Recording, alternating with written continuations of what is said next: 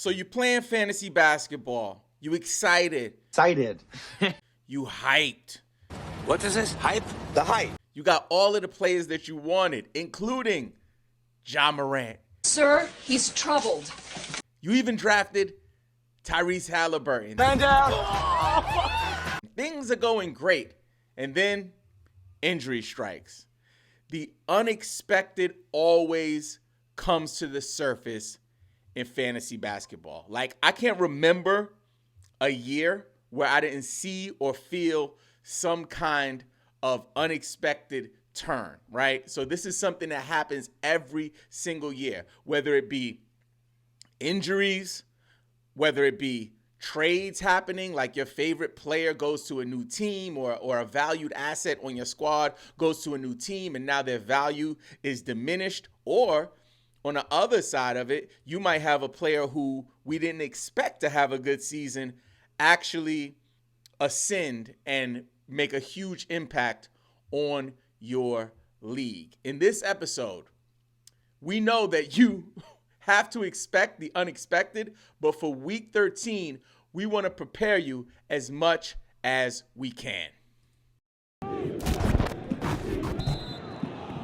We believe every NBA fan that plays fantasy football should also play fantasy basketball.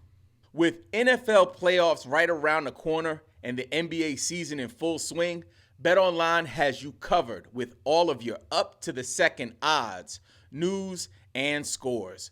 With additional odds, lines, trends, and info on both desktop and mobile, you can access the world's best wagering info anytime. Head there today to get into the action and see all the updated odds. Remember, use the promo code BLEAV to receive your 50% welcome bonus on your first deposit. Bet online, where the game starts.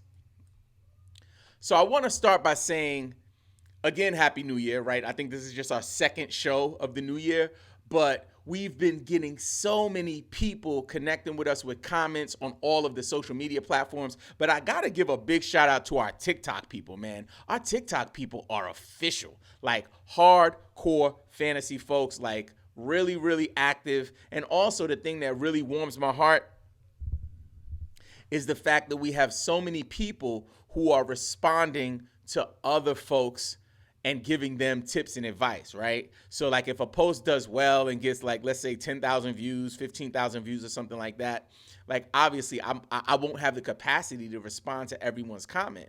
But the fact that we have a community who are nurturing new fantasy basketball fans, like that's what it's all about. So I'm just super grateful for all of you. So to start off the show, I want to jump into our first segment. Let's take a look at the week 13 schedule for fantasy basketball. And you know what? One thing we want to keep in mind is that this is an area that we can control. The unexpected will arise, but with the schedule, you can actually be prepared, look ahead to make sure that you can avoid any landmines. So let's just go ahead and start with that. For week 13, on Monday, we have 11 games. Please note, folks, that it is MLK Day, so it's going to be a jam-packed schedule. For Tuesday, we only have 3 games. Wednesday, we have 10 games. Thursday, 5 games. On Friday, we have 8 games. Saturday, we have 8 games. And then on Sunday, we have 6 games. Next up, let's talk about which teams have 4 games, 3 games, and 2 games.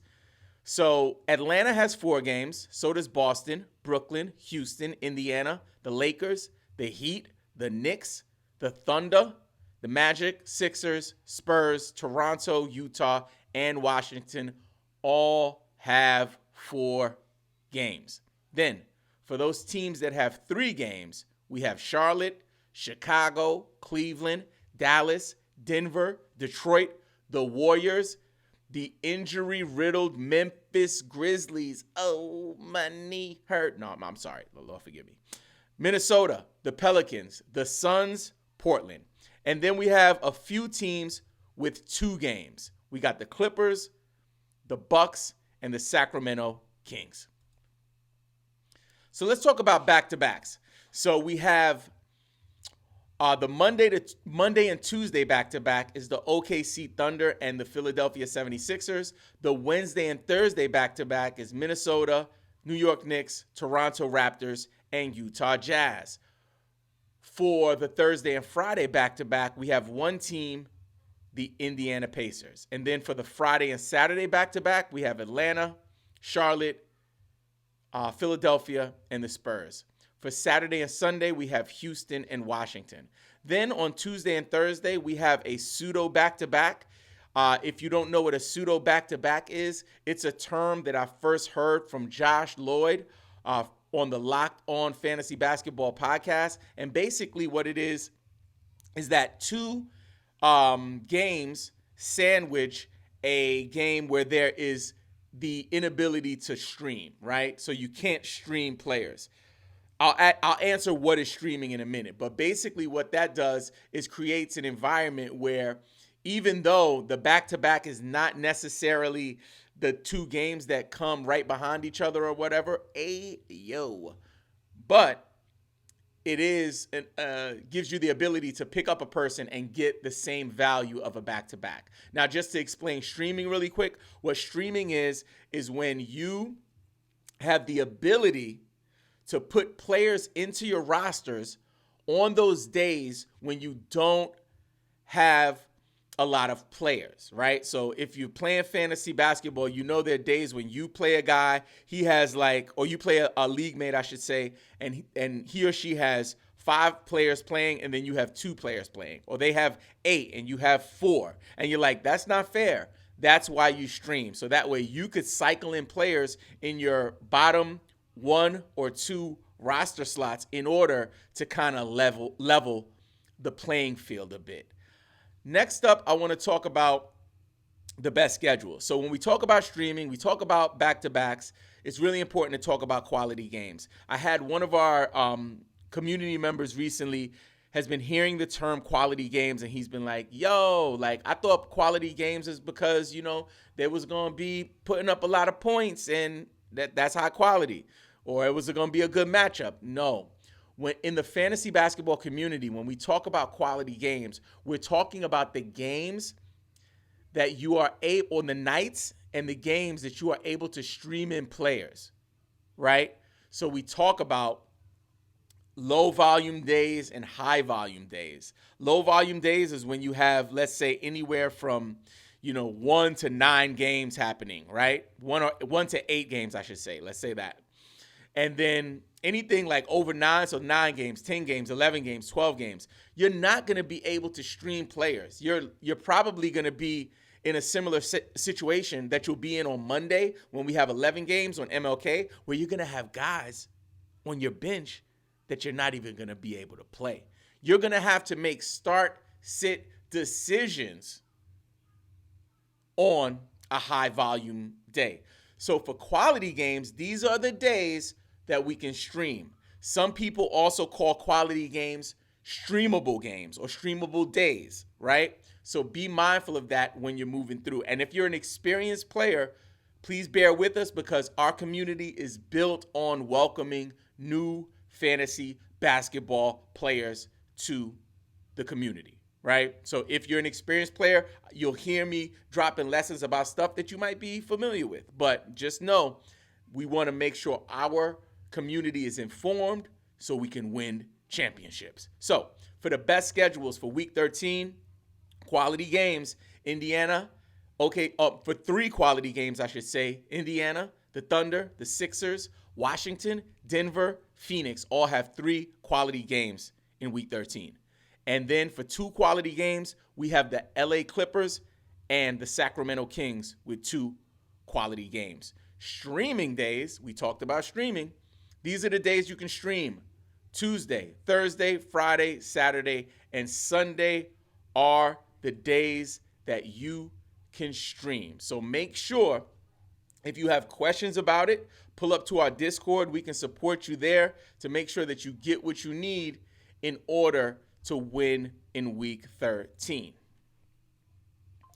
Here are the top 5 waiver wire targets you need to focus on for fantasy basketball. So we talk about the actual unexpected nature, right?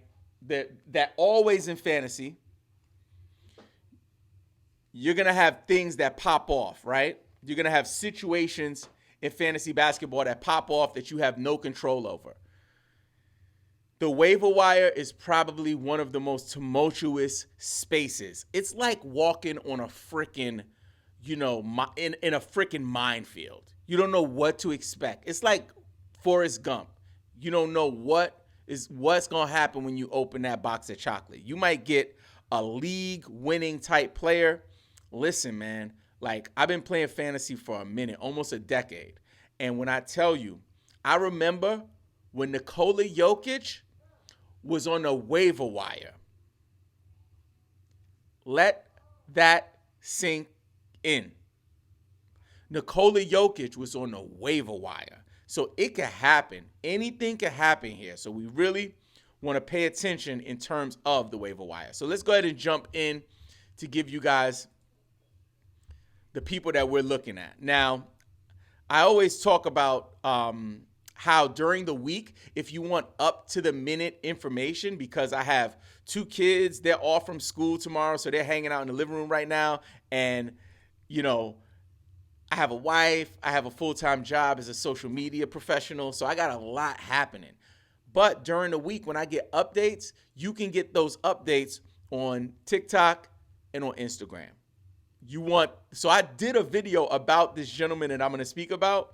So some people already have him. For beginners, he might still be out there, especially in ESPN leagues. We're seeing that this gentleman is still available. He is, in my opinion, a must add and a must hold until further notice. We are talking about none other than TJ McConnell. TJ McConnell. Over the last 7 days, CJ McConnell is averaging 24 minutes per game, y'all. Come on, man. He's averaging 16 minutes per game on the season. So like a huge jump. He's averaging 10.7 points per game, up from 7.9 points per game. He's averaging 3.3 rebounds and 9.7 assists per game. I don't give a shih-tzu puppy who you got to drop. You get yourself some daggone TJ McConnell. In terms of steals, man, he's always good at steals, but now he went from dropping 1.1 steals a game on a season over the last 7 days, 2.3 steals per game. I don't care if you're in a points league. I don't care if you're in a category league. I don't care if you're in a roto league. I don't care if you're in a hobo league, like a daily fantasy, weekly fantasy, like, game pick, lock in mode on sleeper. I don't give, top off. The top is off. Boobies is out. Hair blowing in the wind. Convertible. Grab your men's in them. Stop playing, man. I'm not gonna hold you. But if you don't grab TJ McConnell and he's sitting there on your roster, share with me who's on your roster, and I'll tell you who to drop. I'm just saying, man. So, needless to say, with Tyrese Halliburton out, this creates an amazing opportunity for TJ McConnell and for people who have him on their roster. I would strongly recommend that you grab TJ McConnell. He is only rostered in 38.6% of ESPN leagues. I'll repeat. He is only rostered in 38.6% of ESPN leagues.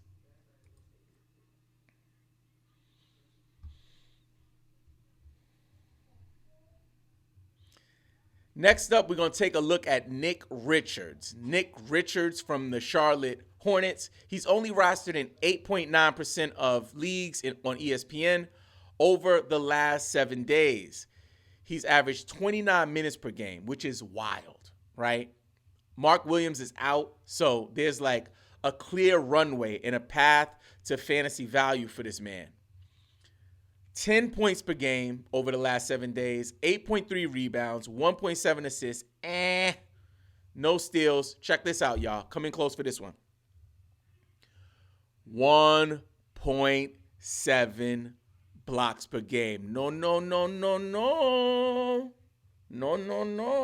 He hitting them with that Dikembe Mutombo finger. I'm just saying. Come on, man. I'm just saying. Moving right along. Next up.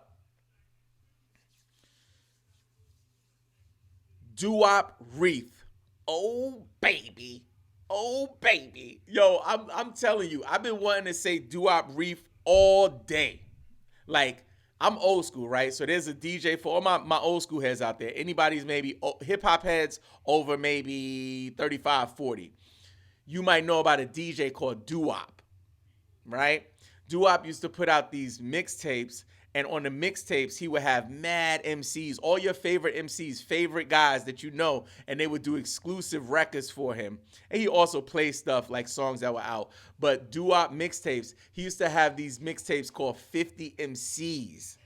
When I tell you, yo, your man's name is Doo-Wop Reef. Come on, man. You can't even like write that, man. That's just too good. And he's an older rookie, so it is what it is. Anyway, there is opportunity for him, again, due to an injury. DeAndre Ayton has been banged up, and he's been rising to the occasion. Over the last 7 days, he's averaging 27.5 minutes per game. If people get on and that's the thing. In the fantasy community, we always talk about, the stats, the counting stats, the plus minus, all of this stuff, usage rate even. Just people getting on the floor. Once you see someone who's averaging 25 minutes per game, like that's something that your eyebrow should go up like The Rock a little bit. Like you got to think about it. 27.5 minutes per game over the last 7 days. 11 points per game over the last 7 days. 8 rebounds, up from 4 rebounds on the season.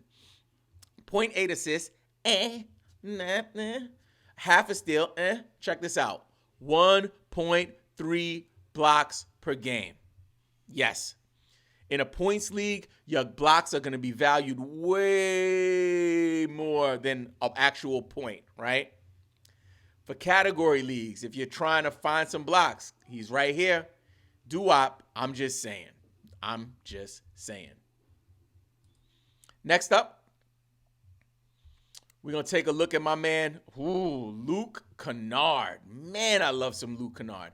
And it's like a triage right now. This looks like a daggone emergency room triage in Memphis. John Morant goes down, shoulder injury. Everybody's hyped off of Marcus Smart. Oh, Marcus Smart about to get all kinds of run. He goes down. He's going to be out for weeks at a time. Now we got a whole bunch of opportunity for some of the other Grizzlies players, including Luke Canard, who has been moved in to the starting lineup most recently, and he's doing okay. Over the last 7 days, he's averaging 12 points per game, 4.5 rebounds, 3.8 assists, 0.3 steals, no blocks. He was averaging 22 minutes a game already. I'm not as high on him as I am on some of the other folks that I mentioned, but he will definitely be a stable waiver wire rotation piece, right? Somebody you might add and drop, but definitely keep an eye on him to see if that becomes something that's consistent and essentially making him a long-term hold. Next up, oh my gosh, Vince Williams. We still talking. We actually, right now, I'm going to go into a run of Grizzlies players, right? Vince Williams is another one. This man, if you didn't know, fantasy basketball community, Believe in Fantasy Squad aficionados, listen to this one. Your man was on a 2-day contract. On a 2-day contract, right? No, my apologies. On a 2-way contract. I'm sorry. He was on a 2-way contract. Came in, started playing well. Yo, he ended up inking, I want to say it's like a 3-year, $9 million deal or something like that. Crazy. Your man was probably on the sticks playing PlayStation. He was probably playing 2K as the Grizzlies. He was probably doing like the whole like my player joint. He probably created his own player. I just think it's a great story, man, because now the brother is gonna be playing with a considerable role now with all of these guys out. So it's just really exciting. And I'm really high on Vince Williams. Like just as high on him as I am with anybody on this list. Like I'm really high on him. Over the last 7 days, he's averaging 32.5 minutes per game. Why? Huh? Where they do that at? On the season, he's averaging 22 minutes a game, but 32.5. Over the last 7 days, 12 points a game, 6.5 rebounds, 4 assists. He does it all, yo. Come here. 1.5 steals per game. You heard? I'm not done. 0.8 blocks. Now, it's not a block a game, but 0.8 blocks every other game, maybe. Like, he gonna get you something. So, I like this kid. I think it's a really good opportunity with all of these injured Grizzlies players for him to really make a case for himself long term. And the last person we're going to talk about, we got to keep it with the Grizz.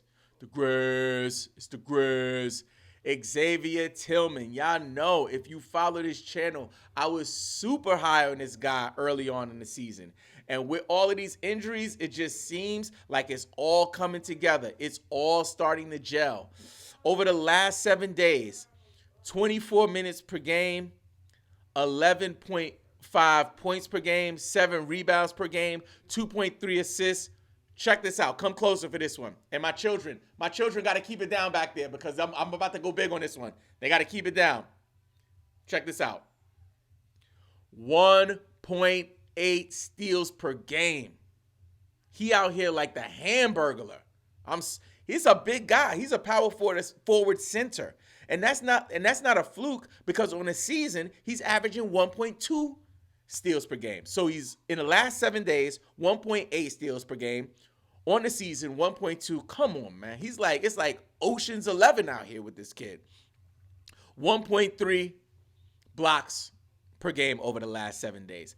I am uber high on Xavier Tillman. Cheech and Chong high, Method Man and Redman high on Xavier Tillman. Y'all, let me just go into like the last few games though.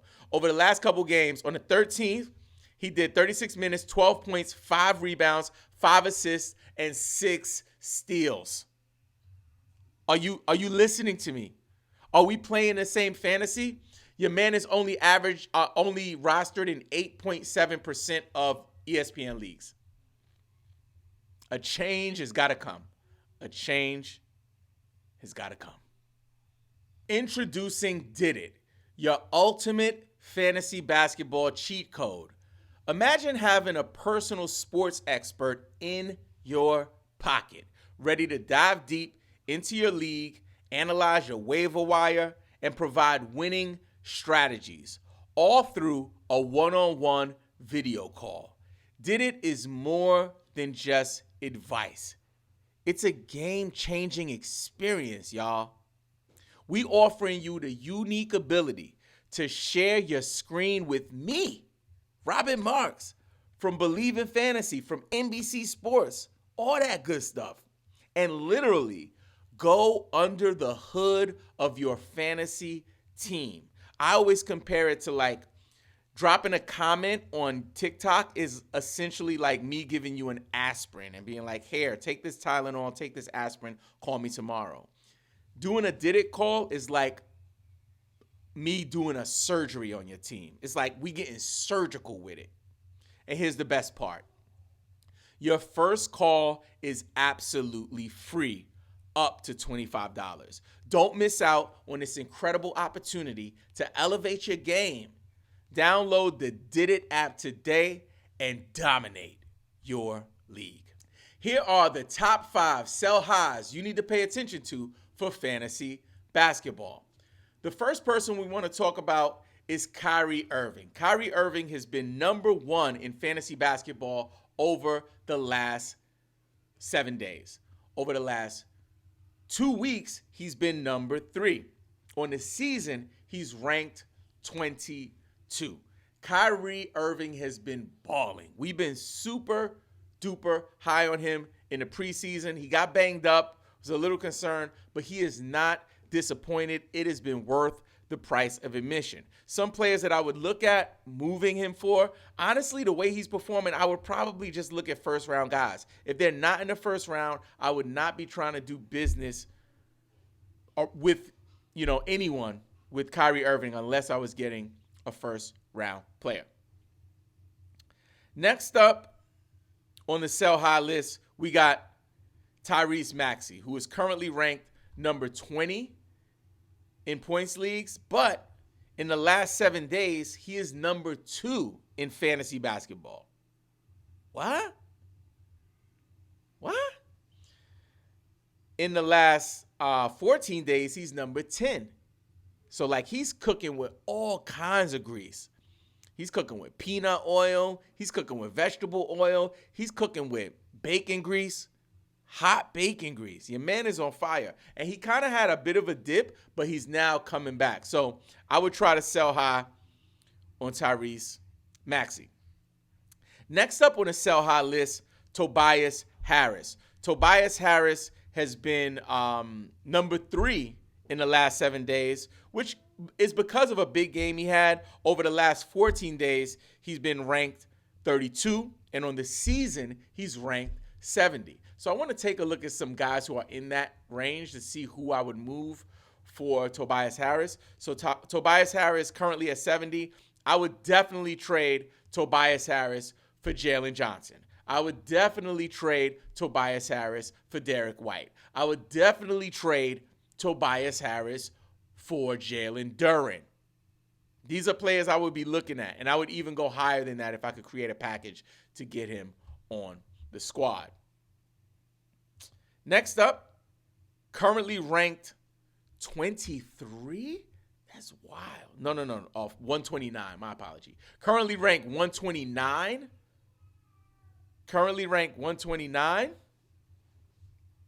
Is Isaiah Hartenstein. Isaiah Hartenstein is ranked 129 in the season, but over the last 14 games, he is number 23.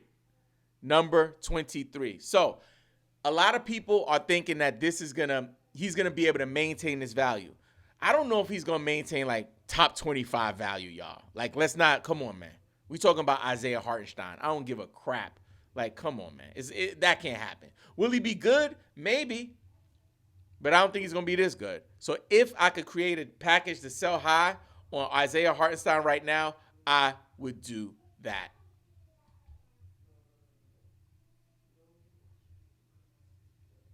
You guys good, Bronny? I can pause if I need to. Okay. Checking on my kids. It's wild out here. Next up on the sell high list is James Harden. James Harden is currently ranked number 38. What? The beard is back. James Harden is ranked number 38 in points leagues, and over the last 14 days, he's number 56. So that's something that could work for sell high. Actually, that might be more of a buy low. That might have been a typo, guys. My apologies. My computer system got all jacked up on my buy lows and sell highs today. So I apologize about that, guys. And also my kids are in the background. It's wild. It's wild at the Robin Marks headquarters tonight. But I'm just saying. So that concludes the sell highs. Let's go to the buy lows. These are the top 5 buy lows you need to pay attention to for fantasy basketball. First up, we got Anthony Edwards. Anthony Edwards is currently number 28 on the season. So Anthony Edwards is number 28 on the season. Over the last 14 games, he's been stinking up the joint at 46.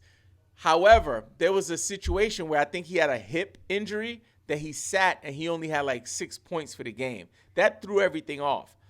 There's a league mate that you have who probably has Anthony Edwards, and they don't even know why he scored the 6 points. That's how it is, right? The people who pay attention and do the homework, that's the people that win in fantasy. So you watching this show or listening to this podcast right now is putting you in a position of an advantage. So I would try to bust a move and buy low on Anthony Edwards. Next up, somebody I've been blown away by and surprised. I'll raise my hand and say, I did not see this coming. And if you did, you better than me. Like, I'm just saying. My next buy low is Scotty Barnes. Scotty Barnes is number 15 on the season, y'all. Crushing it. Toronto style. It's like being front row at a Drake concert. You know, God's plan. Anyway. So, in the last 14 days, however, Scotty Barnes has been struggling a bit, right? He's number 57 in the last 2 weeks. So this is an opportunity. This is how the buy low works. Like, you see a player who is traditionally or consistently for the season doing well, and then they have a slump. That's when you pounce. We never want to sell high. We never want to sell low. We always sell high. And we want to try to buy low instead of buying high. I hope that's not too many buys and sells. Next up is somebody who, I kind of was thinking about putting him on the list, not thinking about it, kind of changing my mind, going back and forth. But at the end of the day, I figured I would just go for it because I watched a bunch of his games in my shifts for the NBC Sports Roto World team. Big shout out to Zach Hanshoe, Noah Rubin, and my man Raphael Johnson. Ranked at 113 is Walker Kessler. Like, Walker Kessler, I was so high on him in the offseason, and he's just disappointed in so many ways. But he's starting to get it together, and over the last 14 days, he's been ranked 123, which is not that big of a gap, but he's stinking up the joint, really. And it's still an opportunity if I could send maybe my bottom 2 players or bottom 3 players over in some kind of a package to bring him in, especially if I was sitting in a good position in terms of being eligible for the playoffs and all of that, then I would definitely make a move for Walker Kessler. And the last person, well, actually, no, we're going to do a couple more people. The next person, I should say, this guy, man, and I mean another person that I didn't expect his success to be this wild for the season, but I also didn't expect his decline to be this fall off a cliff like. And that is Derek White, who at one point in the season was in the top 20 or whatever, top 25. He is currently ranked 68 on the season. And check this out. Over the last 14 days, Derek White is 128th. Hot dog water. Like, it's not a good look. Dumpster juice, right? So, this is an opportunity. He's not that bad. He might be top 60, top 50, top 75 at the end of the season, but he won't be 128. He won't be 128. So for me, I'm definitely trying to buy low on Derek White. Definitely. So, just taking care of here. Cool. And let's do this.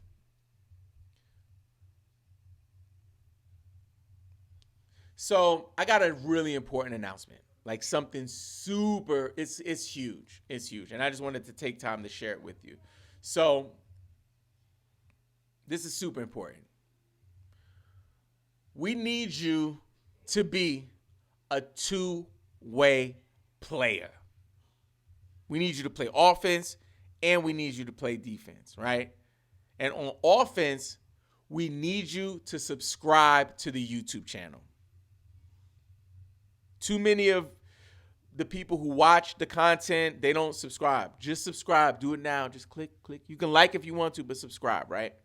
And then on defense, we need you to listen to our audio podcast and leave us multiple reviews if you can.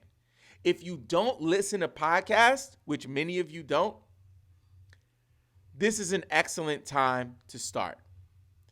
This week, we're going to take this video, the live video that we're creating, and we're going to put it on hold until Monday at 5. But if you want this content, you tune in at 5 a.m. every Monday to get the uncut, raw, Wu-Tang first album level heat weekly show. Let me repeat that. Every week after we do the live stream on Sunday night, the video is going to go away. I'm going to do some touches to it and bring it back on Monday. If you want that information, tune in to the podcast on Monday morning at 5 a.m. It is critical, y'all. We need you to tune in to the podcast. Now, let's open up the BLEAV in Fantasy Basketball mailbag. The cool thing about the mailbag is that we get questions directly from our Discord community. If you're interested in joining the Discord, all you have to do is visit believeInFantasy.com. So let's go ahead and jump right in and see what kind of questions we have. I hope we have some really good ones tonight. Let's see what we got. Okay, so let's see what we got. Okay, this is good. First question. What should trade and acquisition limits be set to per week? So for trades, I don't really believe in like trade limits per week. Like I don't really think that's a thing, right? Like you guys can make as many trades as they want to. Some people have like move limits, like limits, transaction limits. I think that's wild. Some people have it for the year, like how many transactions you can have. No. Acquisitions, however, there should be a limit on acquisitions. Acquisitions, if you guys don't know, is the ability to pick up and drop players off of the waiver wire. I'm telling you, man, it's the Wild West out here. People have no limits in some of the leagues that I've been seeing, and it's crazy. It's just too much. Don't do it. The average is 3 or 4 acquisition moves per week. And in ESPN leagues, usually about 7. So it really depends on what platform you're on. But I think having 4 to 5 is totally fine. Let's get the next question. Next question, and that one was from Jeff, by the way. Jeff. This one is from E-Ryu. He says, is it safe to keep DeJounte Murray as of his rumors of getting traded, as he might go to the Lakers, or sell him right now as he is? That's a good one. If I had DeJounte Murray, I would probably hold to see what happens, right? So because there's so many question marks around him, it's likely that you won't get the value for him. And honestly, he's been a little inconsistent this season, so I don't know what kind of return on your investment you'll get. So honestly, if I had DeJounte, which I don't, I'd probably hold. Next up,